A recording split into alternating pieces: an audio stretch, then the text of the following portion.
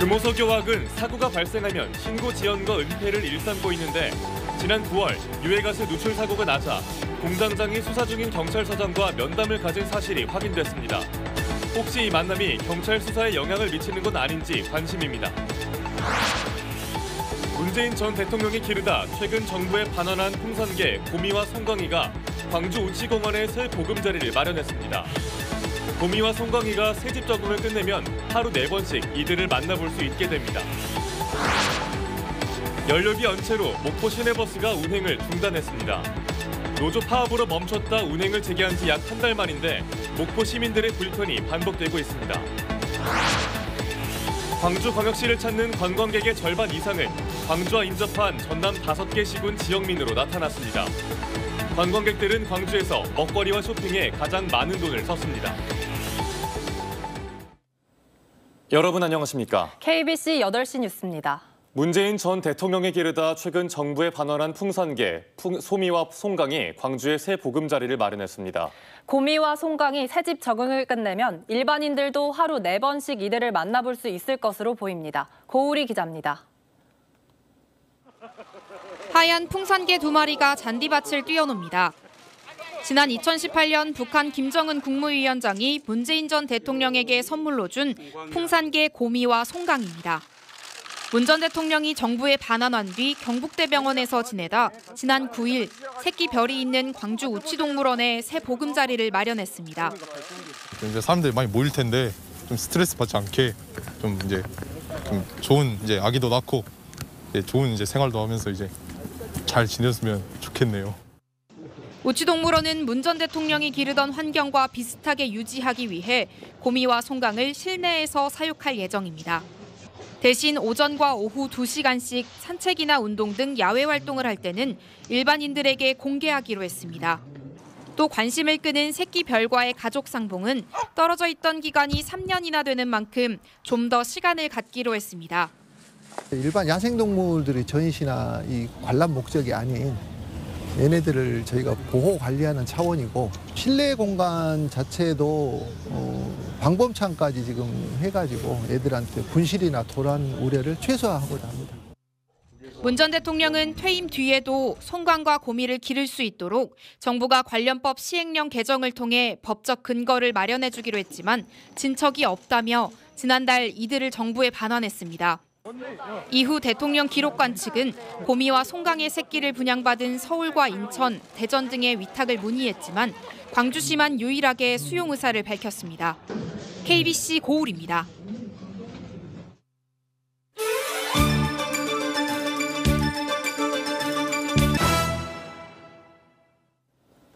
막대한 매출을 올리면서도 안전 환경 투자에는 인색한 모습을 보이고 있는 금호석유화학에 대해 KBC는 연속 보도를 하고 있는데요.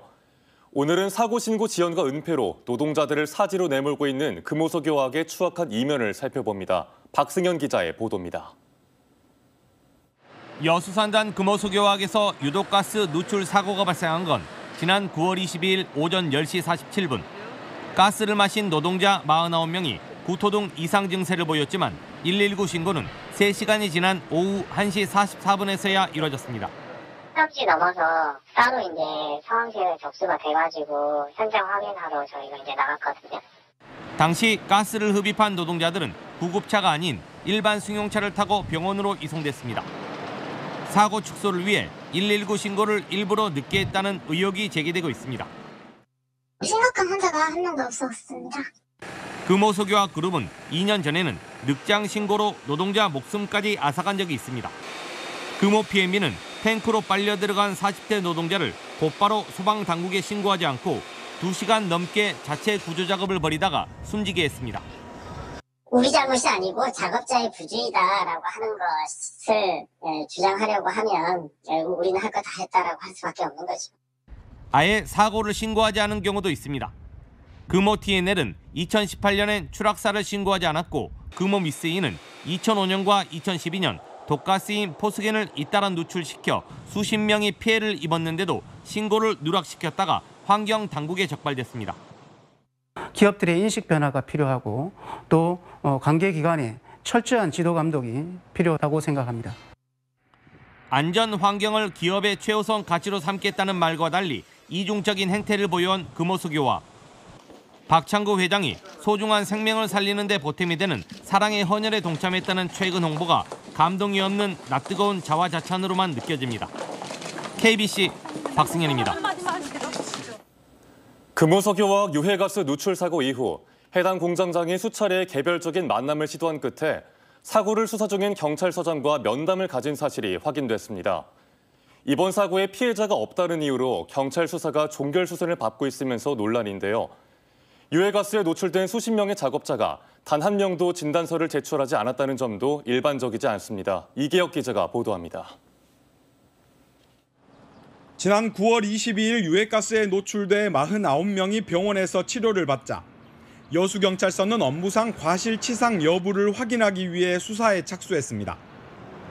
그런데 사고 발생 나흘 뒤인 26일 금호 석유화학 공장 책임자인 장모 공장장이 여수경찰서장을 만난 것으로 확인됐습니다. 정식 조사가 아닌 단순 면담 형식이었습니다. 이와 관련해 한 경찰 간부는 당시 장 공장장이 수차례 연락을 해와 서장과의 만남을 요구했지만 부적절하다고 판단해 거절하다가 직접 경찰서를 찾아와 서장과 면담 형식으로 만났다고 전했습니다. 이 자리에서 장 공장장은 경찰이 적용하려는 사고 은폐 혐의 등에 대해 회사 측 입장을 설명한 것으로 알려졌습니다. 저는 막 만나러 온다는 것도 서장님도 면담을 일단 피해봤어요. 서장님도 원칙대로 그대로 진행을 하고. 수사 대상 기업 책임자가 경찰서장을 만난 것 자체가 사고를 축소하거나 무마하려고 한 것 아니냐는 의심을 사기에 충분합니다. 이 사건 사고로 인해 또 안전관리 담당이 나중에 입건될 수 있는 상황이라는 점을 고려하면 비공식적인 만남은 부적절해 보이는 것으로 생각됩니다. 여수경찰서는 수사 3달 만에 이번 사고에 대해 입건자 없이 종결 처리 수순을 밟고 있습니다. 병원으로 간 49명 모두가 진단서를 제출하지 않아 피해 사실 자체가 입증되지 않았기 때문입니다.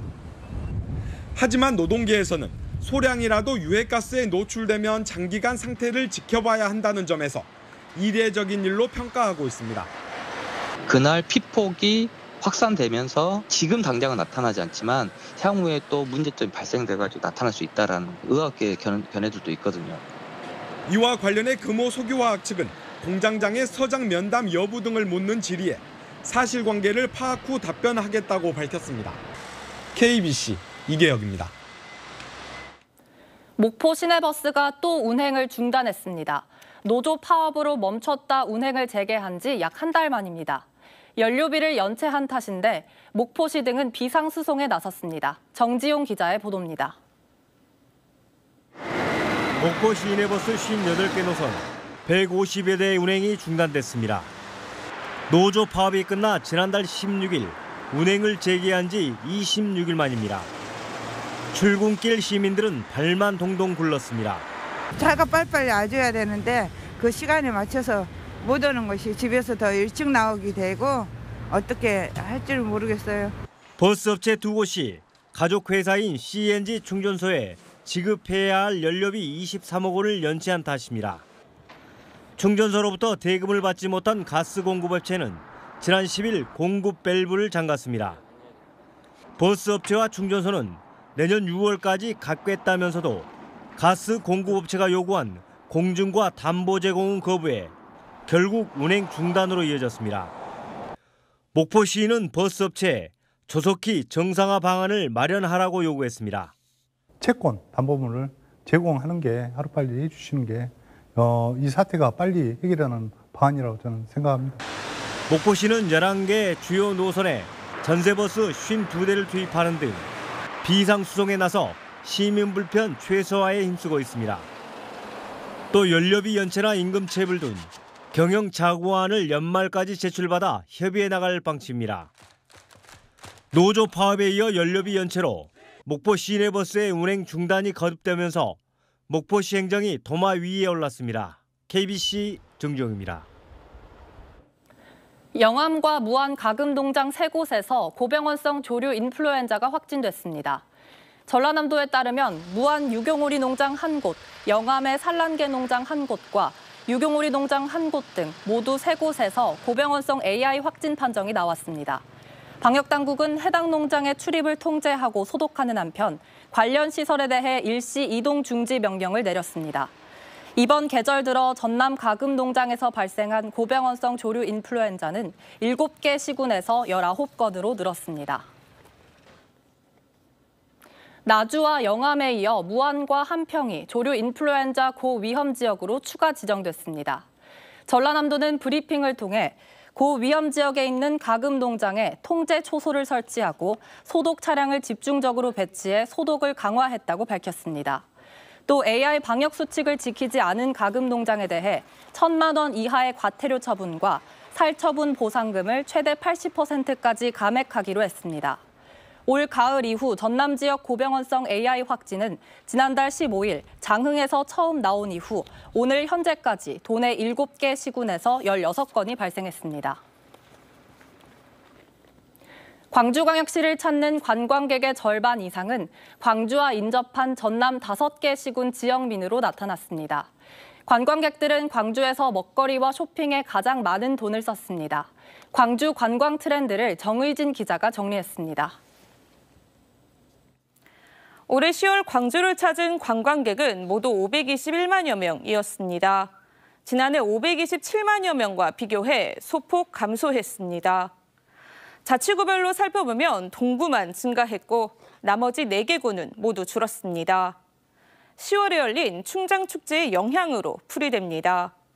관광객들이 어디에서 많이 오는지를 봤더니 절반 이상이 광주와 인접한 전남 5개 시군이었습니다.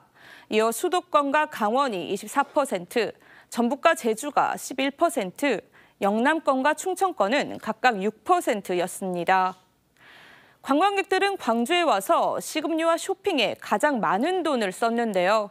10월에만 893억 원을 썼는데 지난해 같은 기간과 비교해 15% 정도 증가한 겁니다. 실제 관광객들이 검색한 목적지를 보면 유스케어 터미널과 신세계 백화점, 롯데아울렛 수안점 등이 상위 5위권 안에 포함됐습니다. 우리가 막연히 추측만 했던 자료를 정확하게 짚어내는 데 의의가 있습니다. 앞으로 광주 관광에 있어서는 빅데이터를 잘 활용해서 꼼꼼하고 치밀한 계획을 수립해야 된다고 생각합니다. 광주시는 이번 빅데이터를 활용해 광주를 찾은 관광객들의 취향이나 성향을 반영한 맞춤형 전략을 발굴해 나가겠다는 계획입니다. KBC 정의진입니다. 행정안전부가 극심한 가뭄을 겪는 광주와 전남에 116억 원의 특별 교부세를 지원하기로 했습니다. 국민의힘 등에 따르면 이상민 행정안전부 장관은 지난달 23일 완도 가뭄 현장에 방문한 뒤 특별 교부세 지원 요청을 받고 광주에 40억 원, 전남에 76억 원의 특교세 지원을 결정했습니다. 행안부는 전북에도 특교세 37억 원 지원을 결정했으며 국민의힘 전남도당 등은 완도 광역 상수도망 설치 등 장기적인 가뭄 대책에도 정부가 지원해 줄 것을 요청할 방침입니다. 경납 건물 결함으로 가동이 중단됐던 한빛 4호기가 어제부터 재가동을 시작한 가운데 환경단체가 비판의 목소리를 냈습니다. 영광 핵발전소 안전성 확보를 위한 공동행동 등 시민단체들은 오늘 영광군청 앞에서 기자회견을 열고 원자력안전위원회가 실시한 구조 건전성 평가는 불확실성이 높은 가상의 평가로 안전성이 검증되지 않았다고 지적했습니다. 이들은 또 평가 수행 기관들은 한국수력원자력의 사업을 용역받아 수행해왔던 주체들로 독립성을 담보하지 못한 검증으로는 타당성을 입증할 수 없다고 강조했습니다. 박지원 전 국정원장이 전남 동부권 민심 탐방에 나서 움직임에 관심이 쏠리고 있습니다. 박지원 전 원장은 지난 9일부터 2박 3일 일정으로 순천과 여수, 광양, 곡성 등을 방문했는데 특히 여수 광양 항만공사 관계자를 만나 화물연대 파업에 따른 물류 시스템 문제를 논의했고 여수 수산시장과 순천 정원공원 등에선 지역민과 소통했습니다. 6년 만에 민주당 복당을 신청한 박 전 원장은 현재 중앙당 자격심사위원회 승인 절차만을 남겨두고 있는 상황이라 정치 재개를 위한 몸풀기에 들어간 것이란 분석이 나오고 있습니다. 전라남도가 내년도 목포를 중심으로 열리는 제104회 전국체전과 제43회 전국장애인체전의 개폐회식 총감독으로 연출가 박명성 씨를 위촉했습니다. 박명성 총감독은 막중한 책임을 느낀다며 전남의 정체성과 미래 비전이 담긴 화합과 감동의 멋진 무대를 선보일 수 있도록 최선을 다하겠다고 말했습니다. 박 총감독은 해남 출신 연극배우로 지난 2015년 광주 하계 유니버시아드 대회 개폐회식 총감독, 2017년 국제축구연맹 U20 월드컵 개막식 총감독 등을 맡았습니다.